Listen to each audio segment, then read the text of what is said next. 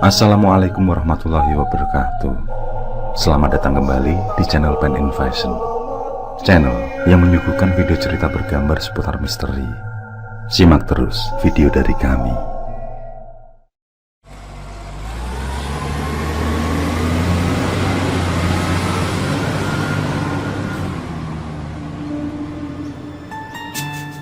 Mobil truk berplat nomor Jawa melesat kencang di sebuah jalan dekat arah Provinsi Jambi.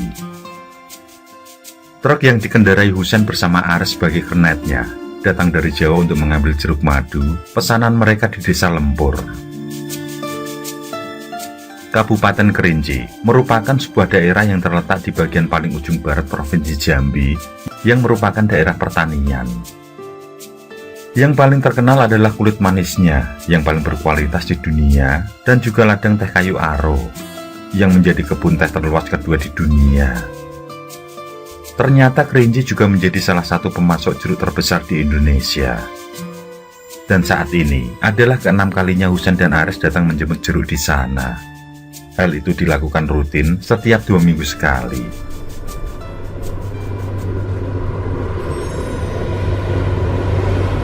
Waktu sudah menunjukkan lewat tengah malam. Mereka berdua baru saja tiba di daerah Bangko, pusat kota Merangin. Dibutuhkan waktu sekitar 4 jam perjalanan untuk mencapai Kerinci. Saat memasuki daerah Perantak, tiba-tiba hujan turun. Tidaklah lebat, namun mampu menimbulkan beberapa genangan di permukaan aspal yang tampak semakin menghitam. Husein terus menginjak pedal gasnya melewati jalanan yang berliku.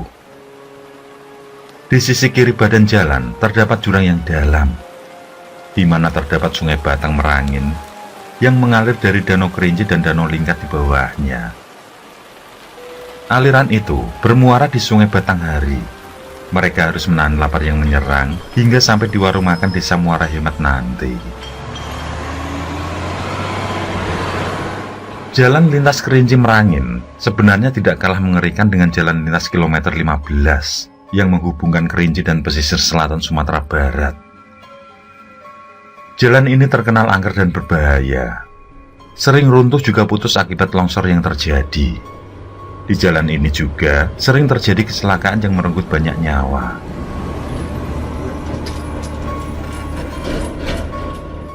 Saat lepas dari Desa Birun, Husein dihadapkan dengan jalanan gelap berliku.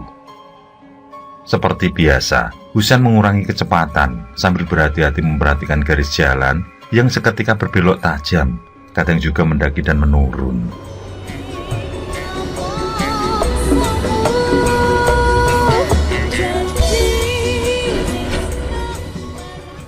Suara hujan yang masih turun terkalahkan oleh lirik lagu yang terdengar cukup nyaring dari speaker mobil.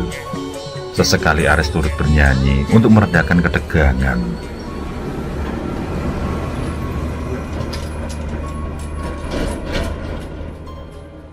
Setelah melewati jalan berliku dan penuh tanjakan, kini mereka dihadapkan dengan jalanan datar berkelok tajam. Di sisi jalan penuh dengan jurang yang sangat dalam dan curam. Beberapa badan jalan tampak retak, hancur, bahkan ada juga yang jatuh ke bawah.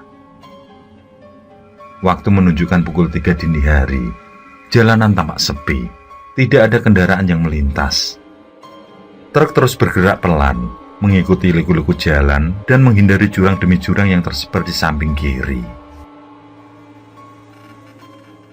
Sekitar setengah jam melewati jalanan itu, akhirnya truk mereka tiba di jembatan perbatasan antara Merangin dan Kerinci. Di dekat Tugu Tanduk yang merupakan gerbang masuk menuju Kerinci, terdapat ada beberapa rumah. Tidaklah banyak, mungkin hanya sekitar 5 rumah saja. Dan setelah itu dalam jarak beberapa kilometer, tidak ada lagi rumah warga yang terlihat.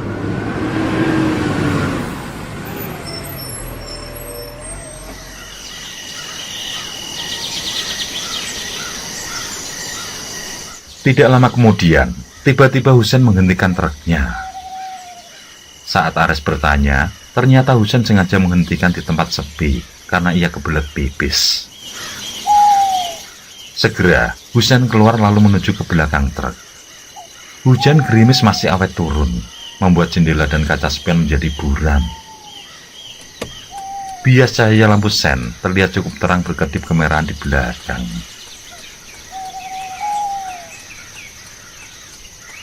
Beberapa menit berlalu, namun entah kenapa Husen belum juga kembali masuk ke dalam mobil. Ares yang merasa was-was segera membuka kaca pintu mobil, lalu berteriak memanggil rekannya itu sambil melongakkan kepala. Akan tetapi tidak ada jawaban. Sejenak kemudian, dia melihat Husen tampak berjalan ke semak-semak di sisi kiri jalan. Hal itu membuat Ares menjadi bingung, karena Husen tidak menjawab seruannya. Apa yang dilakukan Husen dari tadi? Kenapa baru sekarang ia membuang hajat? Ares menghela nafas panjang. Memang Husen orangnya suka cuek, terkadang pula acuh tak acuh jika diajak bicara oleh orang.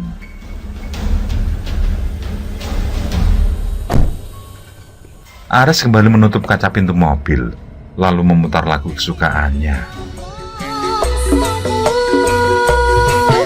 Disusul kemudian memejamkan mata sambil mengikuti irama lagu tersebut penuh penghayatan. Mungkin saja cerita yang disajikan di dalam lagu sejalan dengan cerita hidupnya, atau mungkin juga ada kenangan tersendiri yang membuatnya kembali ke masa lalu.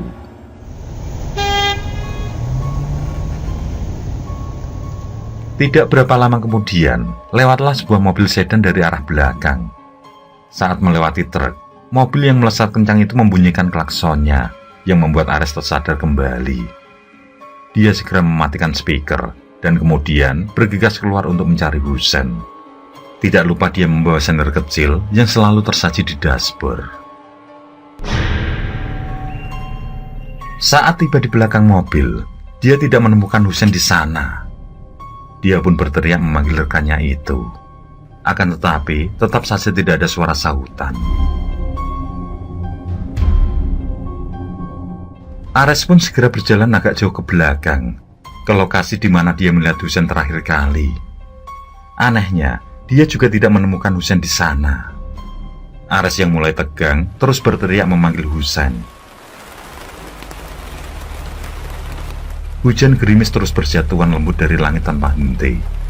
Malam pun terasa semakin mencekam dengan hawa dingin menyeruak menusuk kulit.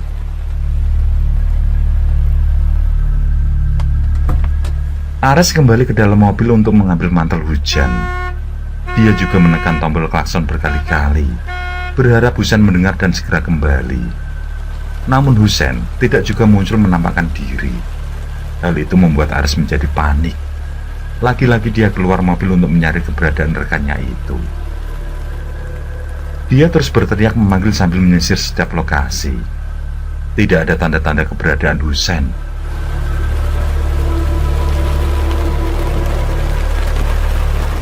Satu jam telah berlalu, pikiran Ares pun mulai tidak terkendali. Dia mulai menduga-duga dan berpikiran negatif.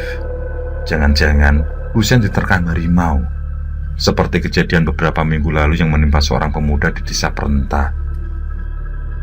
Meskipun diliputi ketakutan, namun Ares tetap berputar-putar menyisir semak di sekitar. Namun pencariannya tetap tidak membuahkan hasil. Jalanan tampak sepi.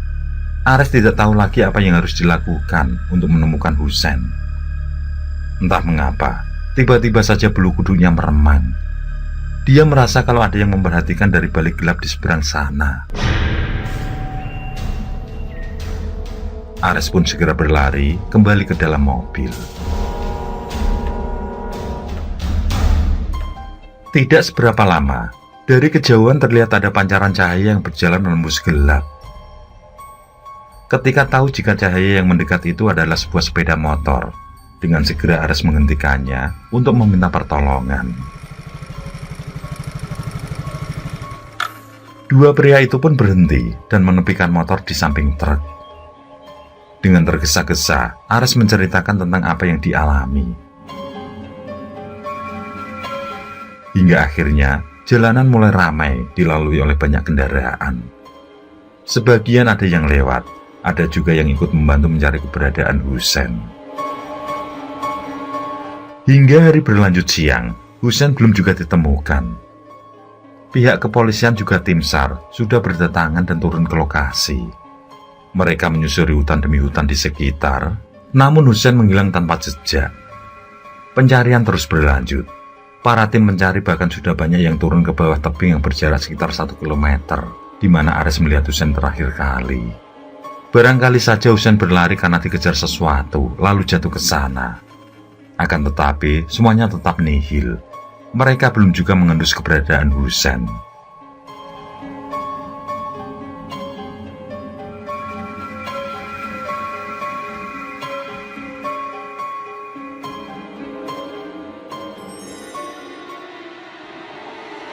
Empat hari kemudian,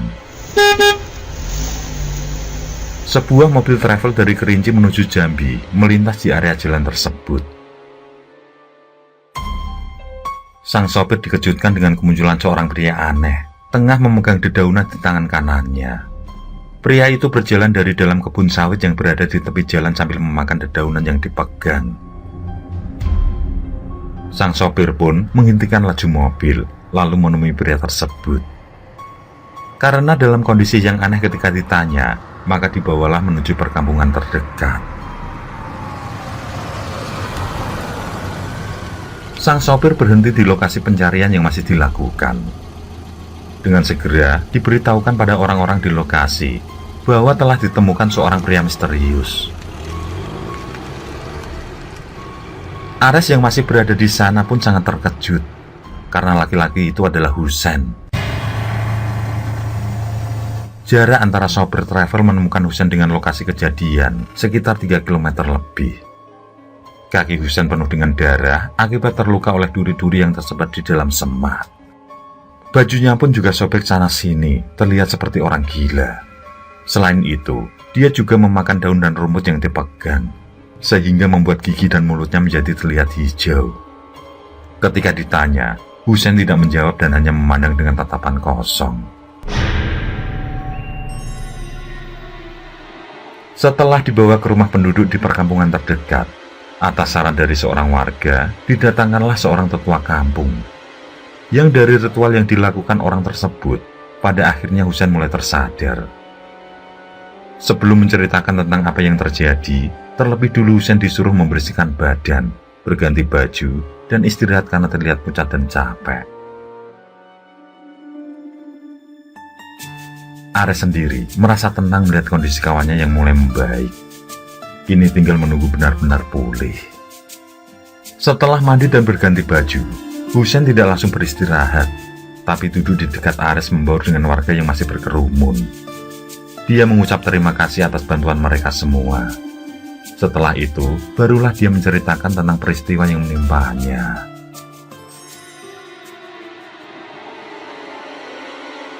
Dini hari itu, setelah membuang hajat di belakang mobil, Husein menoleh ke samping kiri belakang jalan karena disilaukan oleh gemerlap cahaya. Ternyata dia melihat ada sebuah warung nasi yang terlihat bagus. Bangunannya mewah dan juga megah. Warung tersebut tampak sangat ramai dengan para pelayannya yang cantik dan menggoda. Husein yang terpana dan merasa penasaran itu pun langsung bergegas ke sana, tanpa memperdulikan keberadaan Ares. Apalagi dia merasa sangat lapar. Saat tiba di warung, dia dibuat takjub dengan kemegahan bangunan selayak istana. Para pengunjungnya juga berpakaian rapi, bahkan ada yang berpakaian adat. Semua tampak tampan dan juga cantik mempesona. Ketika dalam rasa kagum itu, para pelayan yang seperti bidadari datang sambil menyajikan makanan-makanan yang enak untuknya. Anehnya, Husein tidak merasa kenyang meski telah makan sangat banyak. Bahkan beberapa kali dia meminta makanan tambahan. Saat sedang terlena, Husein merasa ada suara yang memanggil namanya. Dia pun celingukan ke sana kemari, hingga pandangannya menemukan seorang perempuan di luar warung yang melambaikan tangan memanggilnya. Husein bangkit menuju wanita tersebut dengan masih membawa makanannya. Dan entah kenapa saat sudah dekat, wanita itu mendadak lenyap.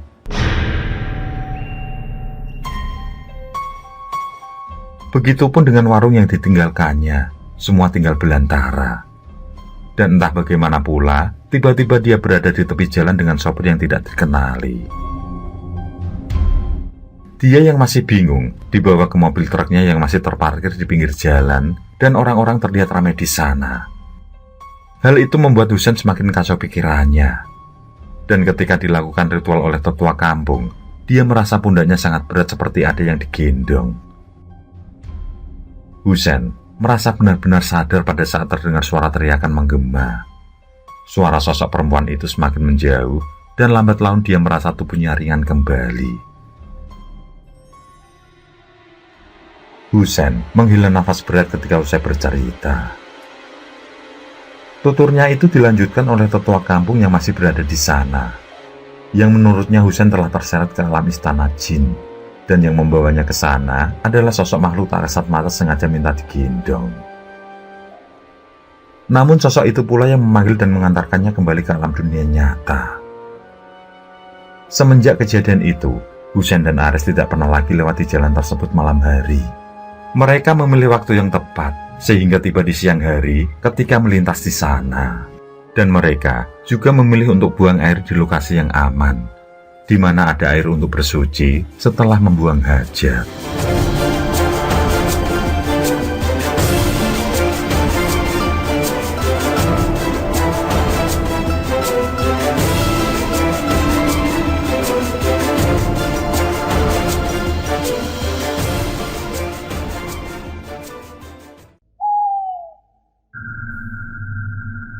Oke, terima kasih. Semoga kawan-kawan terhibur, dan untuk ke depan, semoga channel ini bisa lebih baik lagi. Akhirul kalam, wassalamualaikum warahmatullahi wabarakatuh. Sesandingan hormat kali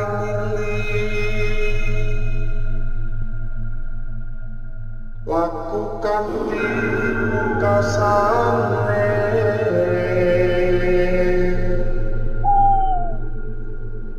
Anda kersanengku